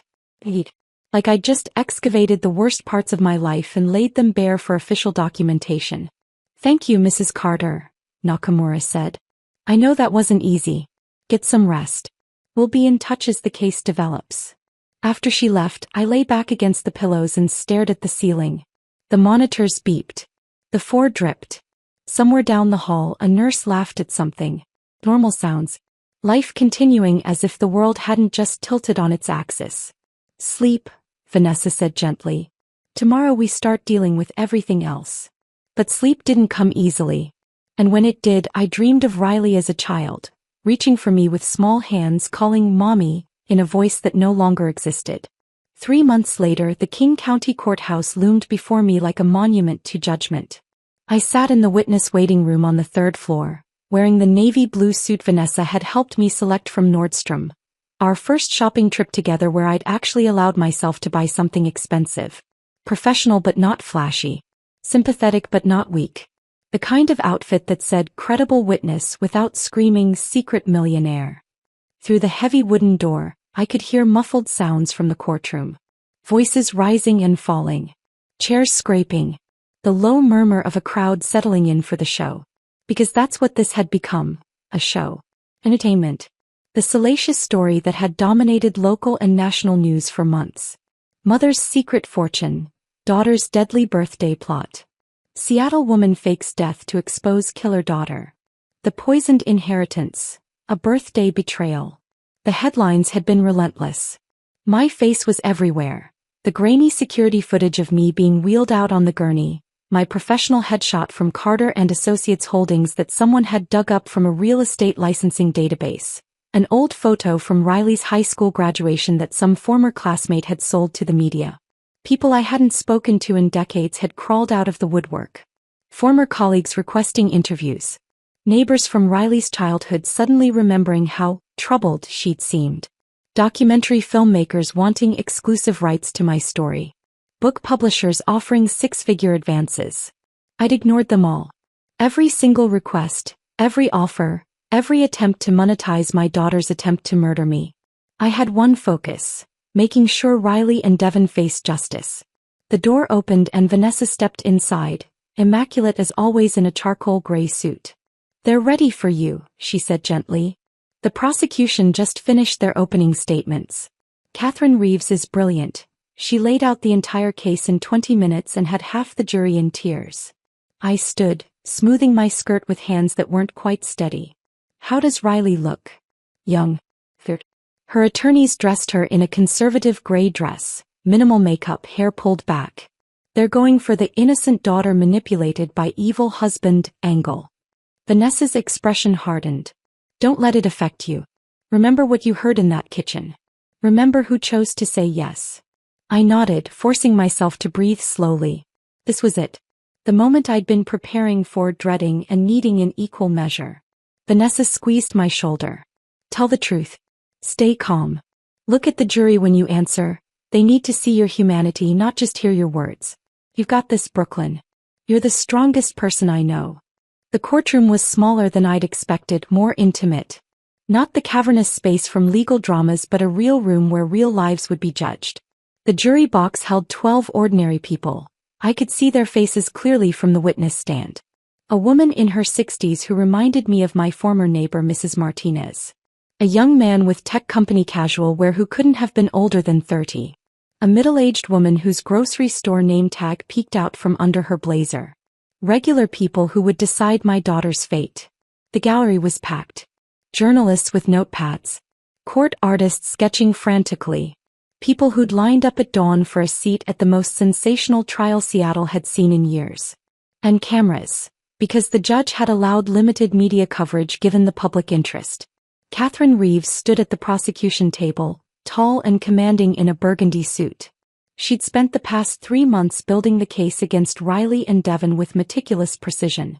Now she approached me with a professional warmth that put me slightly at ease. "Mrs. Carter, thank you for being here today. I know this is difficult." Her voice carried clearly through the courtroom. "Can you tell the jury about your relationship with your daughter Riley?" I took a breath and began. Told them about raising her alone after Tom left. About the sacrifices, the double shifts, the birthday parties I'd planned on shoestring budgets. About paying for her education by quietly selling properties she didn't know existed. About hiding my wealth because I wanted her to develop character and independence. My voice stayed steady, but I couldn't help glancing toward the defense table. Riley sat between her two attorneys, and Vanessa had been right. They'd styled her to look as young and vulnerable as possible. The gray dress was demure, almost dowdy. Her hair was pulled back in a simple ponytail, no expensive styling. Her jewelry was minimal, just a simple silver cross necklace that I'd never seen her wear before, clearly chosen to signal innocence and faith. She looked nothing like the woman who'd handed me poison champagne while wearing a silk blouse and Cartier bracelet. When our eyes met, she didn't look away. For a long moment we just stared at each other across the courtroom. I searched her face for something, remorse, recognition, the daughter I'd raised. But all I saw was desperation and something that might have been defiance. Her lead attorney, a sharp-faced man named Richard Brennan, scribbled notes aggressively, preparing for cross-examination. Catherine guided me through the birthday dinner. The strange taste in the mimosa. The dizziness. The overheard conversation in the kitchen. "And what exactly did you hear Devon Garrison say?" Catherine asked. "He said he'd put 0.5 milliliters of antifreeze in the mimosa to make me disoriented and compliant. He said the champagne would contain 3 milliliters total, which would cause kidney failure within 12 hours and look like natural causes." A ripple went through the courtroom. One juror, a man in his 40s, visibly recoiled. "And what did your daughter Riley say during this conversation?" I took a breath, steadying myself. She asked what if someone questioned it. Devon told her no one would, that I had no close family or friends. That they controlled the narrative. Then Riley said, "But murder, Devon. She's my mother." The courtroom was absolutely silent. Even the journalists had stopped scribbling. And how did Devon respond? He said I was an obstacle to their survival. That they needed my life insurance and retirement account. That they needed it now, not in 20 years when I died naturally. My voice cracked slightly and I didn't try to hide it. And then Riley nodded and said okay. She told him to make sure I drank all of it. Objection. Richard Brennan shot to his feet. Your Honor, the witness is speculating about my client's intent based on. Overruled, Judge Morrison said firmly. The witness is testifying to what she directly observed and heard. Continue, Ms. Reeves. Catherine took me through the rest. The bathroom, the messages, the performance, the arrest. My testimony lasted nearly 2 hours and through it all I kept my composure. Kept my voice steady. Kept my eyes on the jury, letting them see the truth in my face. When Richard Brennan stood for cross-examination he came out swinging. Mrs. Carter, you've testified that you built a $180 million fortune in complete secrecy, hiding it from your daughter for over 30 years. Is that correct? Yes. And you did this, you claim, to teach her character. To make her independent and strong.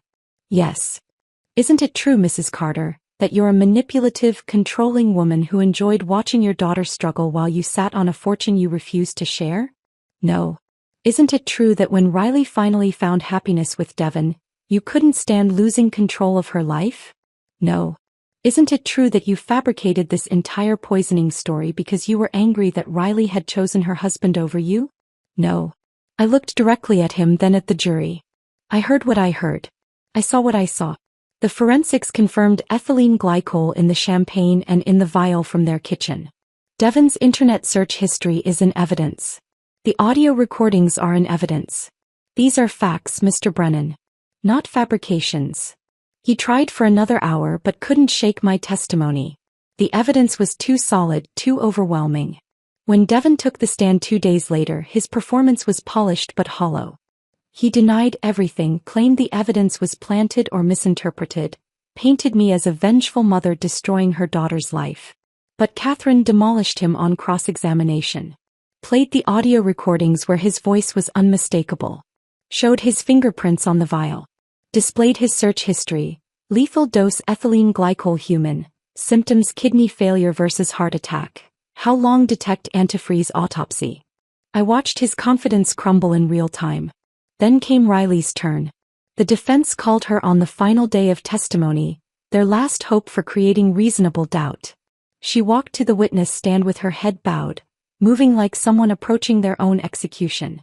Her hand shook visibly as she placed it on the Bible to be sworn in. Her attorney led her through a carefully constructed narrative. Devon had manipulated her. Financially abused her. Emotionally coerced her. She'd been terrified, desperate, not thinking clearly. I never wanted to hurt my mother, Riley said, tears streaming down her face, her voice breaking. Devon told me she was already dying. That her heart condition was terminal. That we were just speeding up the inevitable and making it painless. I was so scared of losing everything. I wasn't in my right mind. I made a terrible, horrible mistake. Some of the jurors looked moved. The grocery store manager dabbed at her eyes. But then Catherine Reeves stood for cross-examination, and her voice was surgical in its precision. Miss Garrison, did your mother look like she was dying that night? No, but Devon said. Yes or no, please. Did she appear to be suffering from a terminal condition? No. Did she ask for help ending her life? No. Did she express any wish to die? No. At any point during the planning of this murder, and let's be clear, that's what we're talking about, planned murder, did you call the police? Silence. Did you warn your mother? Silence. Did you refuse to participate? Riley's hands twisted in her lap, her fingers knotting together. The courtroom held its breath. No, she finally whispered. Because you wanted her dead, Catherine said, her voice flat and factual. You wanted the money you thought she had. You chose that over your mother's life. Riley's face crumpled completely. She looked directly at me, mascara running down her face, her composure shattered. I'm sorry, she sobbed, her voice raw and broken. Mom, I'm so sorry. I was wrong. I was horrible. Please forgive me. I love you. I never meant, I wasn't thinking, please. I looked at my daughter crying on the witness stand, begging for forgiveness, and felt absolutely nothing. No anger. No sympathy. No love. No hate. Just a vast, empty space where a relationship used to be. The love had died in that kitchen 3 months ago. What remained now was just profound, aching sorrow for what could have been and never would be again. I held her gaze for one more moment. Then I looked away. And in that gesture, Riley seemed to finally understand that some betrayals can never be forgiven. And in that gesture, Riley seemed to finally understand that some betrayals can never be forgiven. The jury deliberations began the following morning. 6 hours felt like 6 years. I sat in a small conference room down the hall from the courtroom with Vanessa and Marcus Webb, who'd come to offer moral support. We didn't talk much. Just waited. Drank bad coffee from the courthouse vending machine. Watched the clock tick forward with agonizing slowness. My phone buzzed constantly with messages from people following the case, but I ignored them all. This moment belonged to me, to the truth, to whatever justice looked like. At 3:47 p.m. Vanessa's phone rang. "They're back," she said, standing immediately. The jury reached a verdict. My legs felt unsteady as we walked back to the courtroom. The gallery had filled again. Journalists who'd been waiting in the hallway, spectators who'd somehow heard the news, family members of other cases hoping to catch a glimpse of the conclusion to Seattle's most sensational trial. I took my seat in the front row, directly behind the prosecution table. Catherine Reeves gave me a small nod of acknowledgement but said nothing. Her expression was carefully neutral, revealing nothing about what she might expect. The bailiff brought Riley and Devon in from separate holding cells. They sat at the defense table flanked by their attorneys, both looking small and diminished in their jail uniforms. Riley's eyes were swollen from crying. Devon's face was blank, emotionless, like he'd retreated somewhere deep inside himself. Judge Morrison entered and we all rose. "Please be seated. I understand the jury has reached a verdict." The forewoman stood, a woman in her 60s, the retired teacher who'd reminded me of Mrs. Martinez. Her voice was clear and steady, showing no emotion. "We have your honor. In the matter of the state of Washington versus Devon Garrison, on the count of attempted murder in the first degree, how do you find?" "Guilty." The word hung in the air like a bell that had been struck. "On the count of conspiracy to commit murder?" "Guilty." "On the count of assault with intent to kill?" "Guilty." Devon's face remained blank, but I saw his hands grip the edge of the defense table, knuckles going white. "In the matter of the state of Washington versus Riley Garrison, on the count of conspiracy to commit murder, how do you find?" The forewoman's eyes flicked briefly to me, then back to the judge. "Guilty." Riley made a sound, a small broken gasp. "On the count of attempted murder in the first degree?" "Guilty." Riley collapsed forward onto the table, her shoulders shaking with sobs.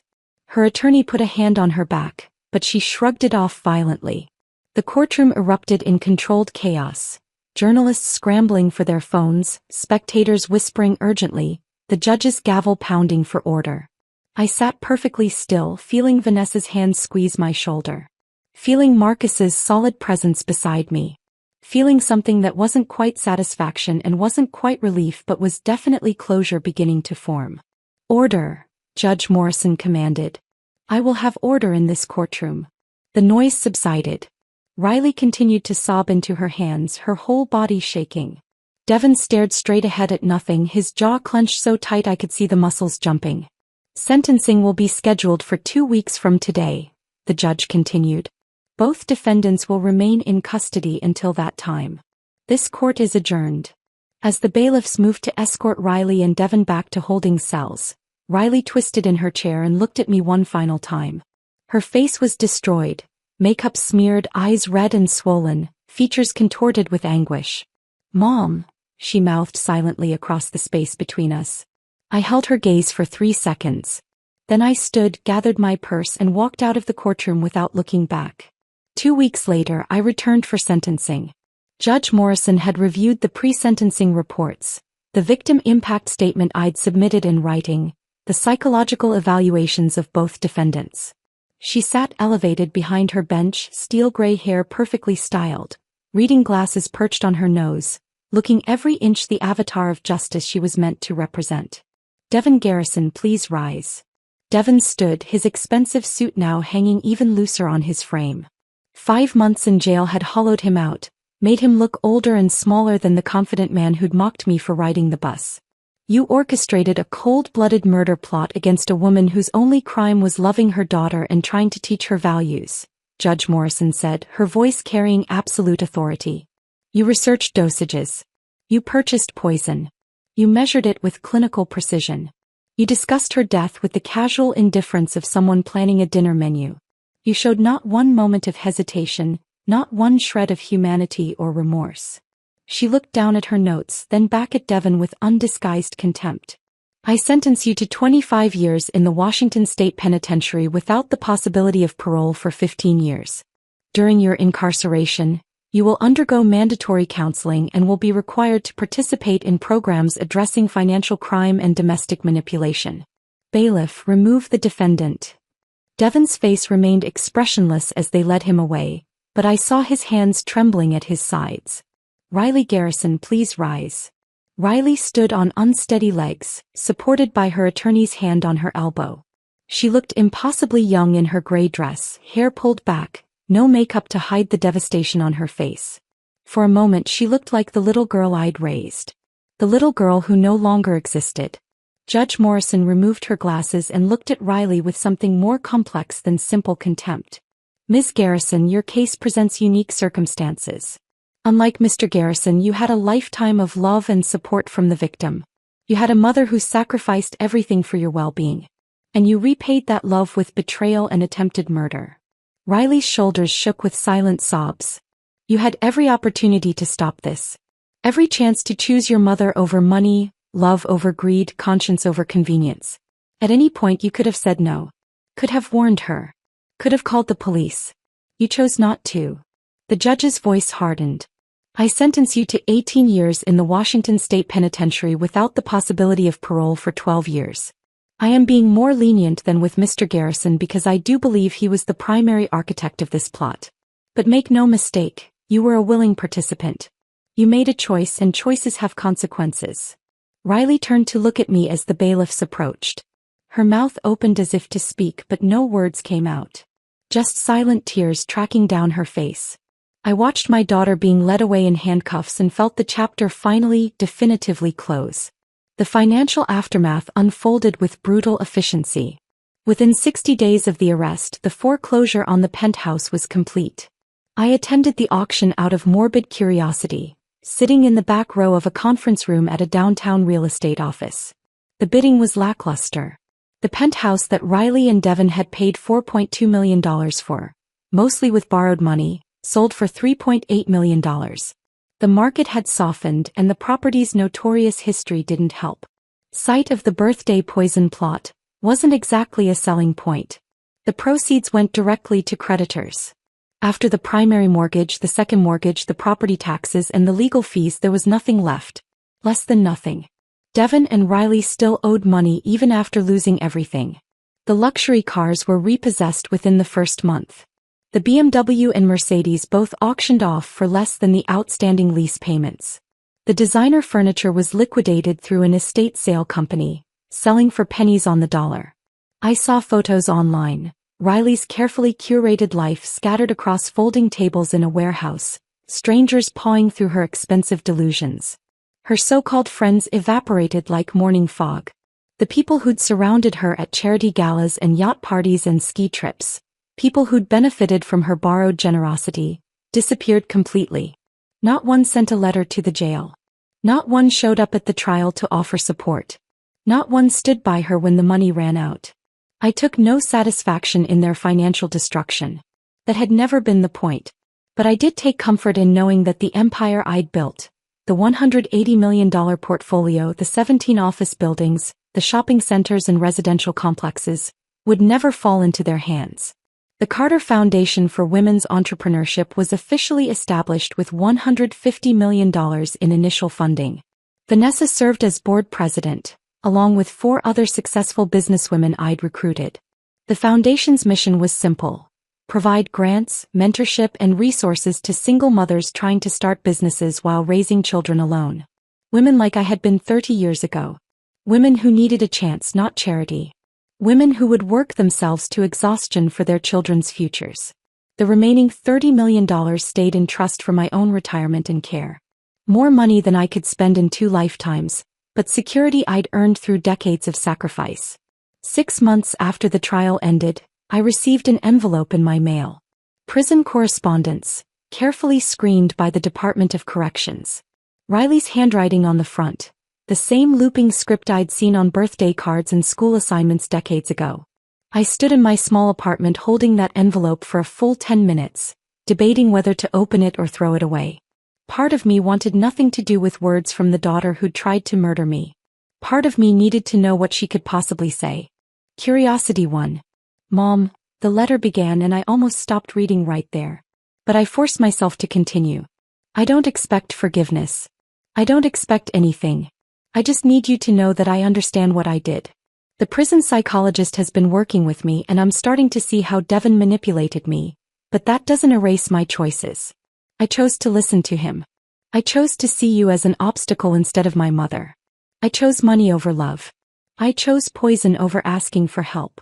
The letter continued for 3 pages, single-spaced, Riley's handwriting occasionally shaky with emotion. She wrote about therapy sessions where she'd finally confronted her own shame about her modest upbringing. About how Devin had exploited those insecurities, convincing her that appearance mattered more than integrity. About the cognitive dissonance of loving someone while agreeing to kill them. "I'm going to spend the next 12 years minimum in here, and I deserve every single day of it," she wrote. "I deserve more. I deserve to never see the outside world again. Because what I did wasn't just attempted murder. It was the ultimate betrayal of someone who only ever loved me." The final paragraph made me set the letter down and cover my mouth with my hand. "I don't know if you'll ever read this. But if you do, I want you to know that you were a good mother. The best mother. You worked yourself to exhaustion to give me opportunities. You sacrificed your own happiness for mine. You tried to teach me values, and I rejected every lesson. I failed you, not the other way around. I love you. I'm sorry." Those words mean nothing now, but they're true. Riley. I sat in my apartment with that letter in my hands and cried for the first time since the arrest. Not for Riley as she was now, but for the little girl she'd been. For the relationship that could have existed. For the mother-daughter bond that had been poisoned long before that birthday dinner. Today I'm 58 years old. A year has passed since that November night when I faked a heart attack on my daughter's penthouse floor. I still live in my rent-controlled Capitol Hill apartment, though now it's a choice rather than necessity. I still drive my 2009 Camry with the dented bumper. I still clip coupons on Sundays and wear sensible shoes from Payless. But I'm no longer hiding who I am. Carter and Associates Holdings is public knowledge now.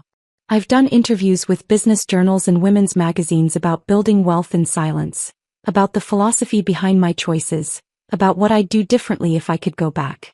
I've become an accidental advocate for financial literacy and women's economic independence. High schools invite me to speak to students about long-term thinking. Business organizations want me on panels about real estate investment. It's strange being visible after decades of invisibility, but I'm adapting.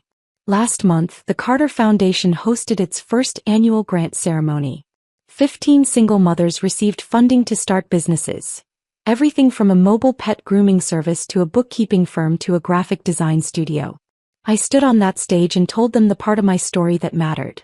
The struggle, the sacrifice, the belief that hard work and smart decisions could change everything. They didn't need to hear about the murder attempt. They'd already seen that on the news.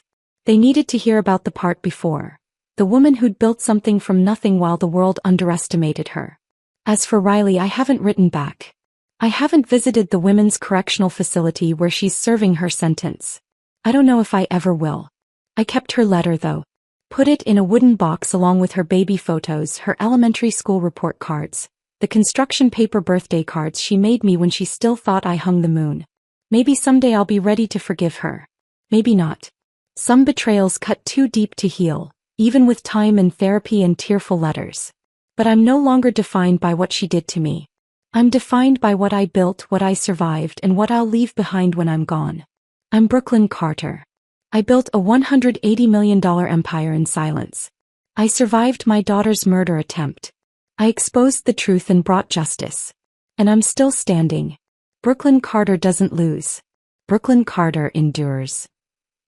If this story of a mother's ultimate survival had you holding your breath, smash that like button right now. My favorite part was when Brooklyn faked that heart attack on the floor, knowing the police were already on their way. What was your favorite moment? Drop it in the comments below. Don't miss more jaw-dropping stories of justice and revenge. Subscribe and hit that notification bell so you never miss an upload.